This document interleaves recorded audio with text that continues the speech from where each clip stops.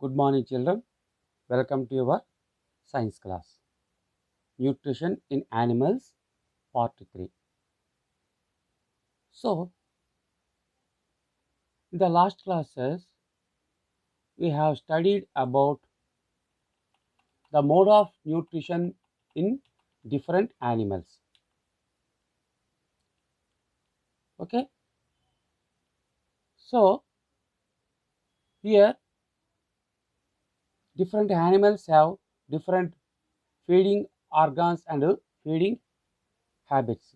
Some animals they capture the food material, some animals they swallow the food material, some animals they suck the food material. Coming to human being, the how nutrition is completed in 5 stages, that is ingestion, digestion, absorption, assimilation, and digestion. So ingestion is nothing but it is taking food into mouth. Now coming to the digestion.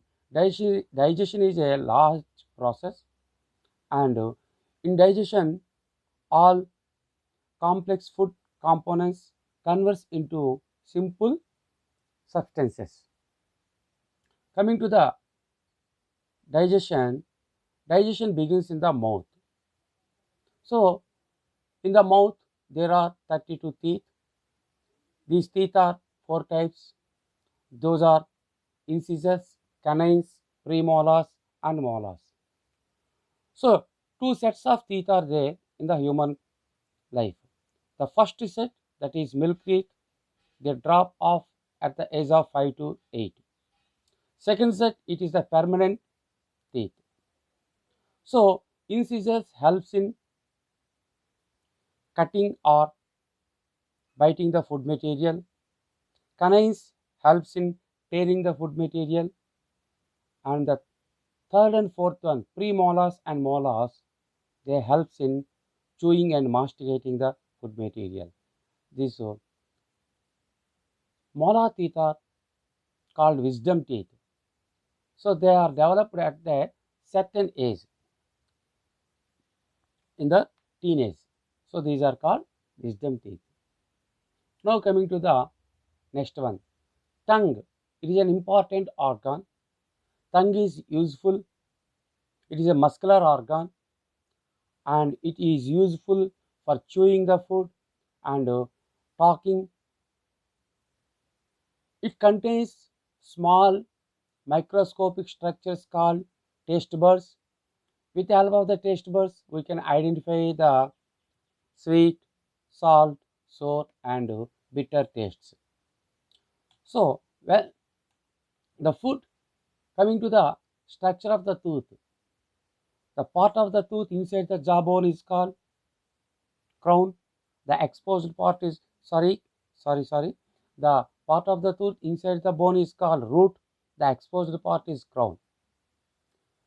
So tooth is made up of a hard substance, that is dentine, and the cavity inside the tooth is called dental cavity. And this cavity is supplied with blood vessels, nerve fibers. This helps in growing the tooth. Okay, we have to protect our tooth because of remains food material in our mouth. Bacteria, harmful bacteria converts these remains food materials into acids. These acids eat away the enamel. Enamel is a shiny substance. Because of enamel, tooth are very shiny. So this enamel converts the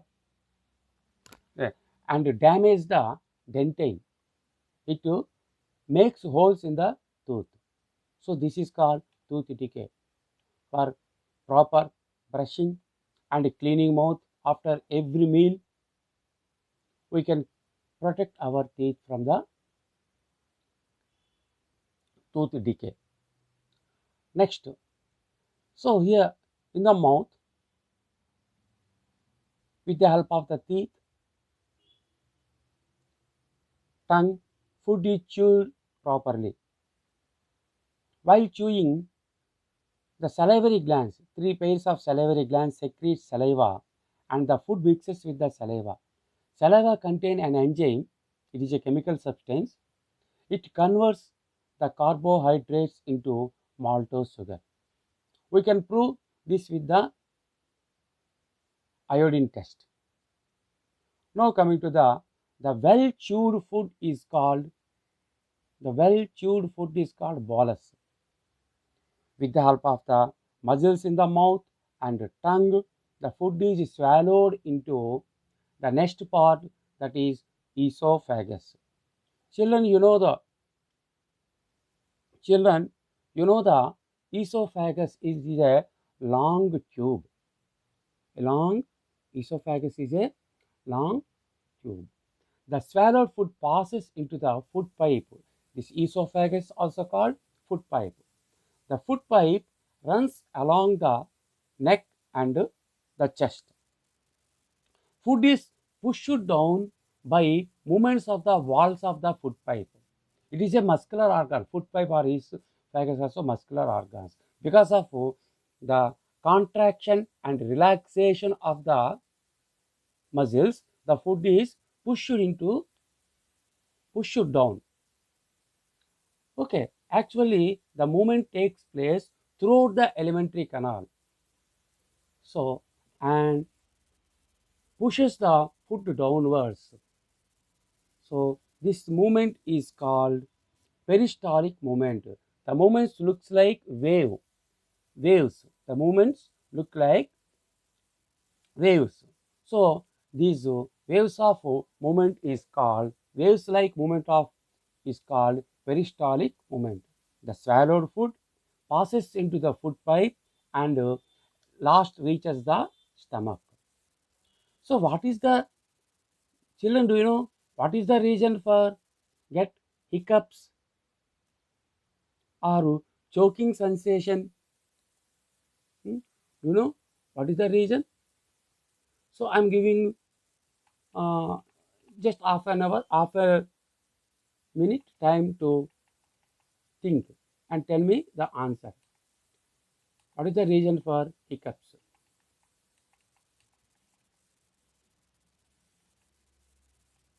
Okay, children, I will tell. Sometimes when you eat in a hurry, talk or laugh while eating, you may get hiccups or a choking sensation. This happens when food particles enter the windpipe. The windpipe carries air from the nostrils into the lungs.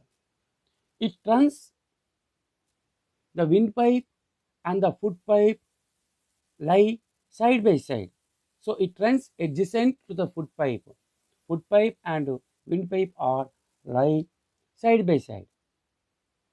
But inside the throat, air and food share a common passage. So that common passage is called pharynx. Pharynx is the common junction for both food and air passage. So during the act of swallowing, a flap-like valve closes the passage of windpipe.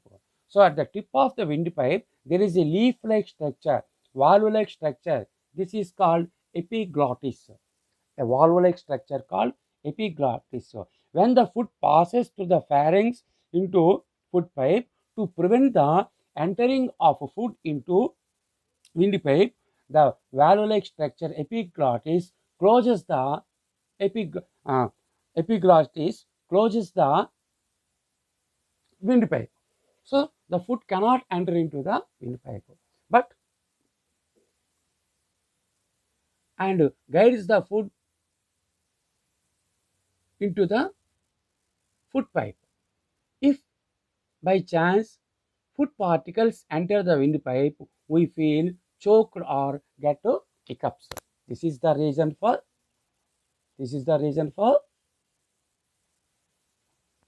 Yes, hiccups. Now, coming to the food enters into the stomach. From the food pipe, the food enters into next part, that is stomach. So what will happen in the stomach? Hmm,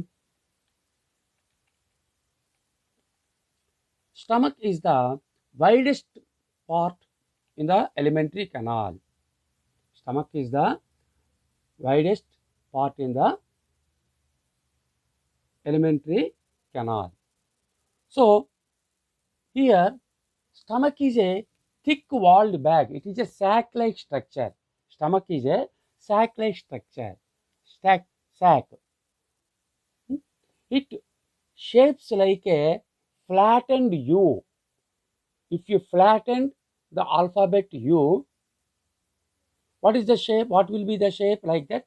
Stomach has the shape, and it is the wider part of the alimentary canal, and it receives food from the food pipe at one end, and the other end of the stomach opens into the next part, that is small intestine.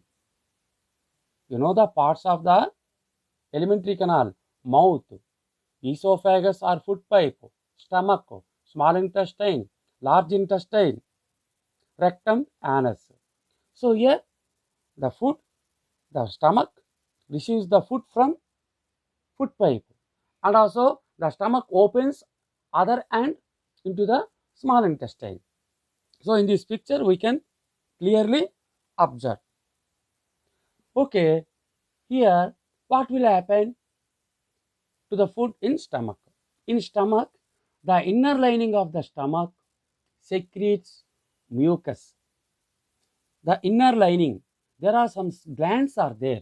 Those glands are called gastric glands. Gastric glands. These gastric glands secretes some juice. This is called gastric juice.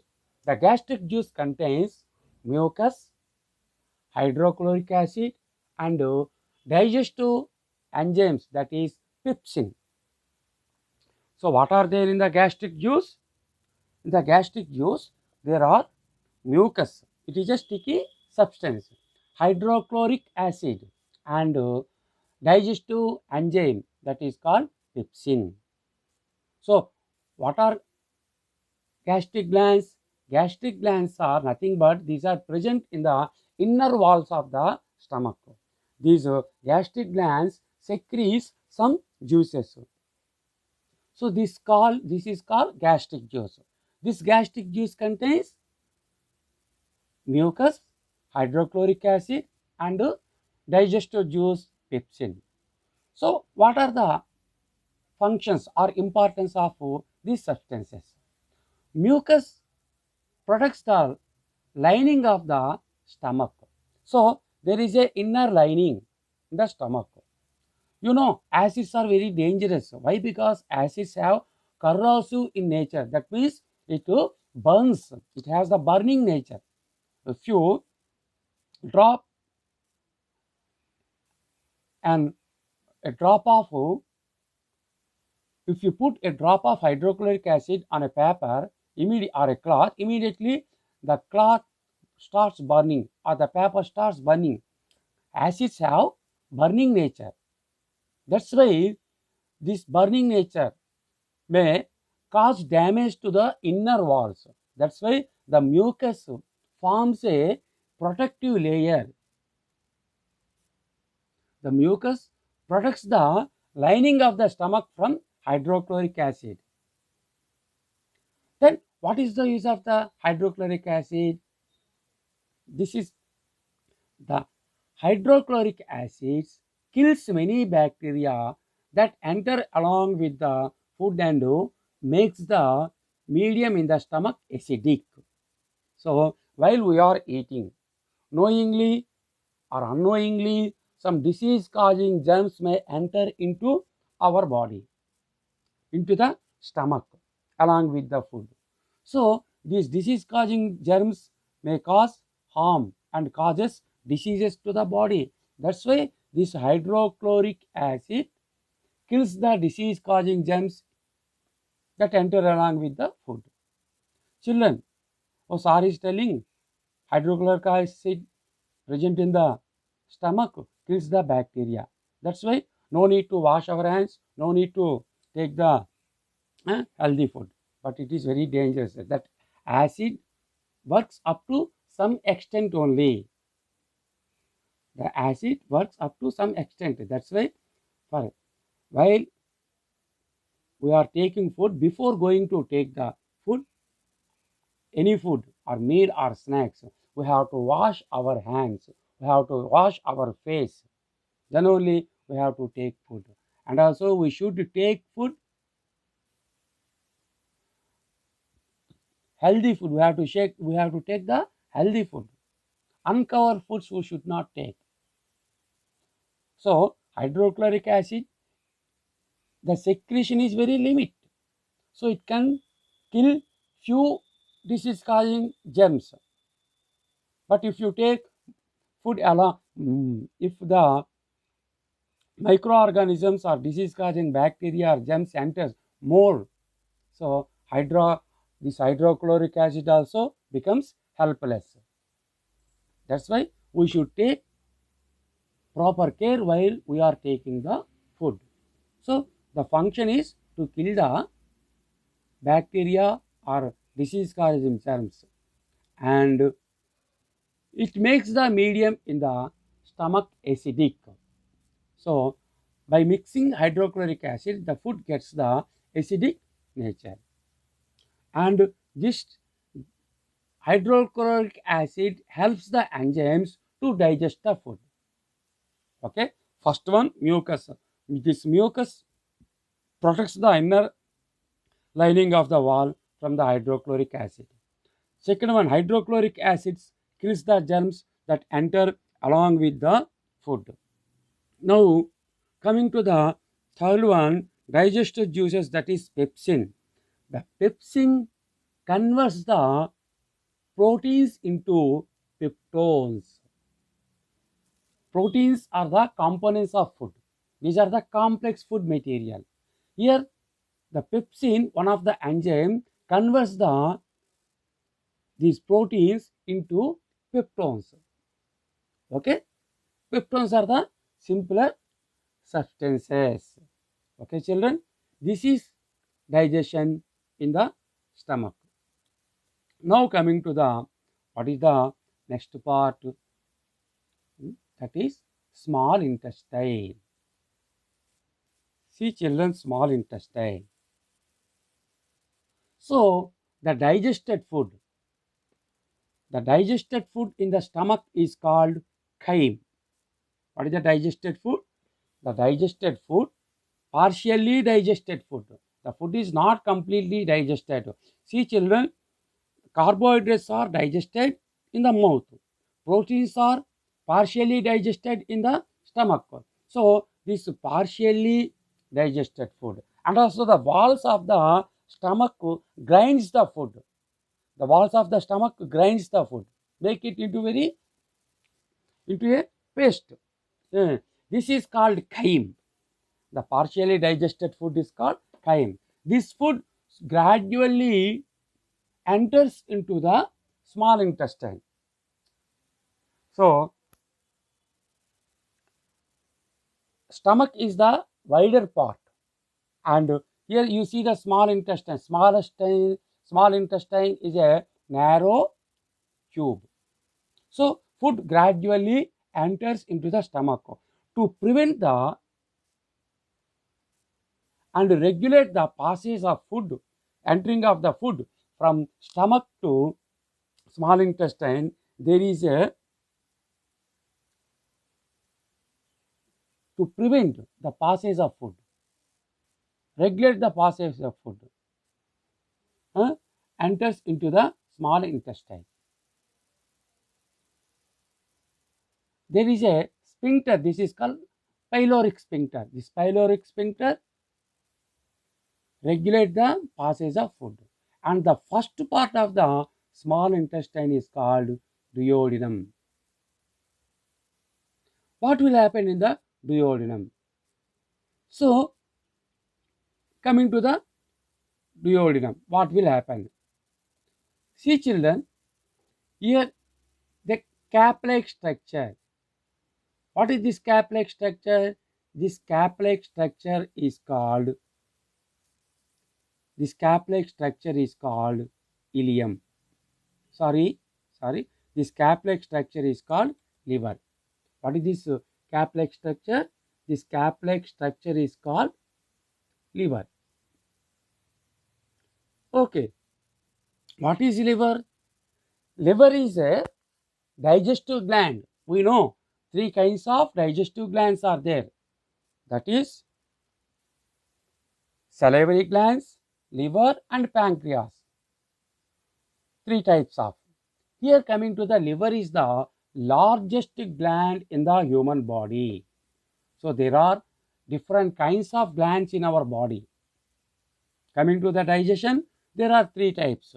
And the liver is the second one. The liver is the largest gland in the human body. Okay. So it is a cap-shaped structure. It has reddish brown in color. It is reddish brown in color. You observe the color of the liver, reddish brown in color, and it weighs 1.5 kg. The weight of the liver is 1.5 kg. So this liver has three lobes. That means it divides into three parts. So the liver is located upper part of the abdomen on the right side of the upper part of the abdomen. Okay, it is the largest gland in the body and it secretes a juice called bile. It secretes the bile juice. This bile juice is stored in a sac called gallbladder. Here you see children, this is a green structure inside the liver, a green color structure. Is it clear? The green color structure. It is also labeled. What is that? Gallbladder. Gallbladder stores the bile. Bile is secreted by the liver, and the liver send the bile into gallbladder. Gallbladder stores the bile juice. Okay, children? Gallbladder stores the bile juice for some time, and the bile juice is released into small intestine. Bile juice is released into small intestine. Okay, children? Now coming to the next part, that is pancreas. What is the children? That is pancreas. You see the pancreas. Here it is labeled pancreas and pancreatic duct. So it is located. So liver, small intestine and pancreas are located at a particular place. Now you see the pancreas here. This is pancreas, this yellow color organ. So what about pancreas? Pancreas is another digestive gland. It is another digestive gland. Salivary glands, liver and pancreas, all these are the digestive glands. So pancreas is another digestive gland. The pancreas is a large cream colored gland located just below the stomach. It lies just below the stomach. It has several lobes. It secretes a juice called pancreatic juice. What is that one? This is called pancreatic juice. So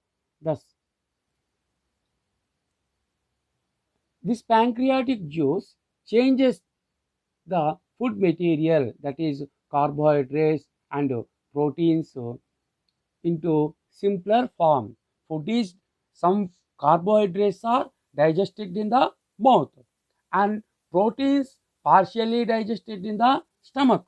Now in the small intestine, the first part of the small intestine in the duodenum, the food partially digested, that means carbohydrates and proteins are digested into simpler substances.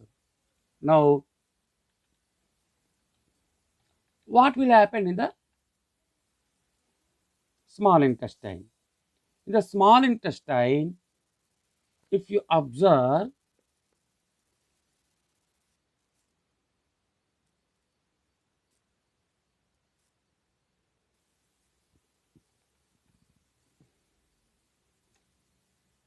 the small intestine is highly coiled and is about 7.5 meters long. This is the longest part in the alimentary colon. It is the length is 7.5 meters, but it is highly coiled tube, and it receives the secretions from the liver and the pancreas. What is the secretion of the liver? Bile juice. So bile juice enters into small intestine. And what is the secretion of pancreas? Pancreatic juice, digestive juice, that is pancreatic juice. This pancreatic juice also enters into the small intestine. And the walls of the small intestine also secretes some juices. These are called intestinal juices. What are these juices? Intestinal juice. So here there are three kinds of juices: bile juice from the liver, pancreatic juice from pancreas, and also the glands inside the inner walls of the small intestine secretes intestinal juice. Three kinds of juices are there. All these three kinds of juices converts the carbohydrates and proteins and changes them into simpler form. So the partially digested food, here the digestion is not completed, food is partially digested. So the partially digested food now reaches the lower part of the small intestine. That is the second part of the small intestine. So here the intestinal juices completes the digestion of all components of the body, all food components from the food. The carbohydrates gets broken into simple sugars. Here in the second part of the small intestine, the digestion is completed. So what will happen? These food components in the second part of the small intestine, at last the carbohydrates broken or converts into simple sugars like glucose, and such as glucose. Fats into fatty acids. So fats are the complex food substances. The bile juice converts the fats into fatty acids and glycerol. These fatty acids and glycerol are the simpler food substances of fats, and proteins into amino acids. What are proteins? Proteins are the compound food substances. So at the end of the digestion, these proteins are converted into amino acids. Okay, children. Now completion is, digestion is completed. Now what will happen? So what is the next step? What is the next step of digestion? Absorption. So ingestion, digestion, and absorption. Now coming to the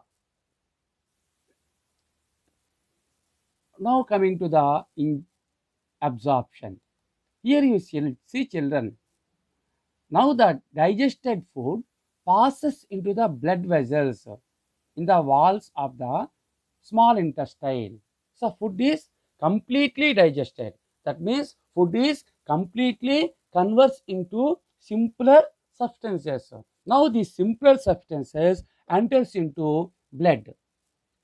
How does it will happen? So this process is called absorption. So the inner walls of the small intestine have thousands of finger-like outer growths. So the inner walls of the small intestine have several foldings. These foldings are look like finger-like structures. So these finger-like structures are called villi. Villus is the singular form and villi are the plural form. What are villi? In the inner walls of the small intestine have several foldings. These foldings look like finger-like structures. Here you see children finger-like structures of villi. These finger-like structures are called villi. The villi increase the surface area for absorption of the digested food. Why these foldings? These foldings helps in increasing the surface area. For example, you have a cover, you fold the cover. If you unfold it, you have a bag. Huh? A bag has several foldings. If you unfold the bag, what will happen? The surface area inside will increase. The same way, the foldings of the villi helps in increase the surface area. It is helpful to absorb more food. And each villi has a network of thin and small blood vessels close to its surface. So blood vessels, thin blood vessels, these are called blood capillaries. These blood capillaries form a network in the inner walls of the villi. So it is easy to absorb the digested food. So the simpler food, that is simpler food substances, that is digested food enters into blood. So this is called absorption. The digested food passes into the blood vessels in the walls of the intestine. This process is called absorption. Absorption. Okay, children? Three steps over: ingestion, digestion, and absorption. Three steps over. Now, once again I repeat. The digested food from the mouth, well chewed food, is called bolus. The bolus enters into the next part, that is esophagus. So the food is swallowed with the help of muscles in the mouth and tongue, and the food passes through the esophagus, that is food pipe, with the help of the contraction and relaxation of the muscles in the food pipe. So this helps the contractions and relaxations of the food pipe push the food downwards, push the food downwards. The movement, it is wave-like, so this is called peristaltic movements. This is called peristaltic movements. And the stomach is a wider part and it is a sac-like structure. The inner walls of the stomach have glands. These are called gastric glands. These gastric glands secretes juices called gastric juices. This gastric juices contains mainly three substances, that is mucus and hydrochloric acid and a digestive enzyme pepsin. Mucus protects the inner wall of the stomach from hydrochloric acid, and the mucus provides easy movement food to pass. Next, hydrochloric acid. Hydrochloric acids kills the bacteria that enter along with the food, and it provides acidic nature to the food. Next, pepsin converts the proteins into peptones. Now the food enters into the next part, that is small intestine. In between the small intestine and stomach there is a sphincter. This is called pyloric sphincter. This pyloric sphincter regulates the passage of food from stomach to the small intestine. In the small intestine is a long, narrow tube with 7.5 meters length. The liver secretes the bile juice and it is stored in the gallbladder and released into small intestine. The pancreas secretes the pancreatic juice. It is also a digestive juice and releases into small intestine.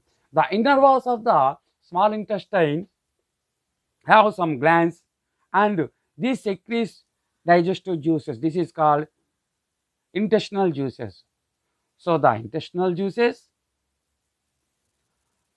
bile juice and pancreatic juice converts these complex food substances into simple food substances. Now the partially digested food enters into the second part of small intestine. There the digestion is completed in the second part of the small intestine. So at last, at the end of the digestion, the carbohydrates converts into glucose. This is the simpler sugars. And proteins converts into amino acids. Amino acids are the simpler form of proteins. Next, fats converts into fatty acids and glycerol. These are the simpler form of fats. Now the digestion is over. Digestion is completed. So the simpler substances are absorbed by the blood. For this one, the inner foldings of the small intestine have the inner walls of the small intestine have several foldings, finger-like structures. These are called villi. Villi are supplied with small, thin blood vessels. So the food enters into the blood vessels. Food enters into the blood. This process is called absorption. Okay, children, one or two times watch this video and read the textbook. The portion you read from the textbook. It is better to write running notes while you are watching this video. Thank you very much, children. Have a nice day.